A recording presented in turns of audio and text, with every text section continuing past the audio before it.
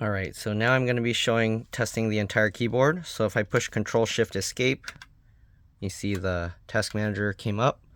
I'm going to do Alt Function 4 to basically close what I opened.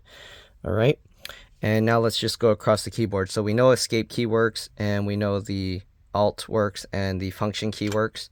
Now we're going to just go ahead and test all the other keys. Whoops. Okay, so 1.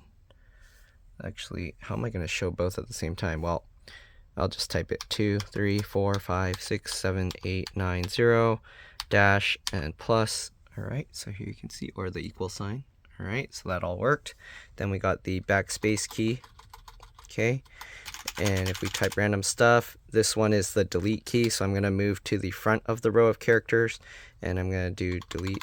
Actually, why am I using this? Okay, I'm going to use Word. So we're going to test the start button. All right. Wait, why is it not? Get off of there. There we go.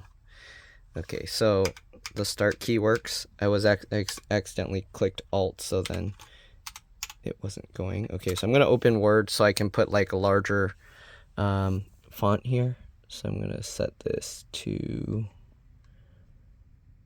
come on, can't do it with my finger. Let's click this then. I'm just going to put like 200 or something so you can kind of see all the characters.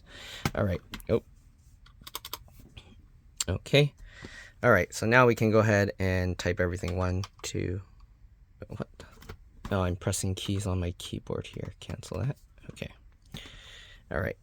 1, 2, 3, 4, 5, 6, 7, 8, 9, 0, dash, that, backspace. If I move the arrow key to the left, delete, delete, delete, delete. Okay. What else we got? We got the tab key. Okay. Caps lock.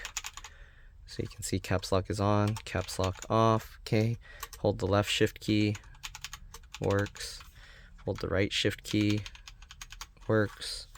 Control A. And then we'll use the, oh, there's no control on here. So I'll use the Alt Tab on this side. Alt Tab. Okay. Then we'll do Alt Tab on this side. Okay, so you see the Alt key works on both. The Control key works. All these work. All right, and then we're going to type all the alphabet. So A, B, C, D, E. Oops, sorry. I'm not showing the whole keyboard. A, B, C, D, E, F, G, H, I, J, K, L, M, N, O, P, Q, R, S, T, U, V, W, X, Y, Z. All right, all of that works. Again, 1, 2, 3, 4, 5, 6, 7, 8, 9, 0. It's hard to type when I can't see the keyboard because I'm looking through the camera. Okay, those keys work. This slash key works. All right, then these other special characters, those work. And then the special characters down here, those all work. Hey, this keyboard doesn't have the little tilde squiggly thing. It's probably like combined with a function key. Anyways, we already tested up arrow, down arrow, left, right. We'll also test page up. All right, page down. Okay. And we can also test the home button, so you can see it moves it over there. If I hold function and press the home button, it does end, which makes it go to the end. All right, and then again, I think we tested, yeah, we tested all the keys. So that's pretty much that. All the keys are working. All the lights look good. It's getting light through the entire thing. So I think we should be good to go. Yeah, if you didn't see how I repaired it, that's a separate video. But basically, I had to solder the little, I don't know what those things are called underneath. I forgot. I wrote it on that video.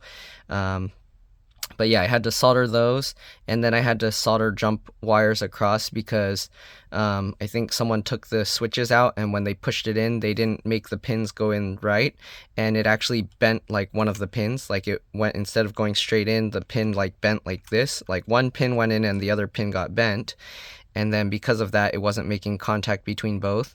And 2 of the switches, I guess they pushed it so hard that it pushed out the thing that the pins go into. It like just forced it out, and it tore up the trace to like part of the circuit on the board. But yeah, it's fixed now. Looks like it's working good. All the keys work, all the shift, everything. So I think we should be good. I did in the end add JB Weld to the two that got the trace or the solder pads ripped out, because I didn't want it to get pushed out again and break the jump wires that I put.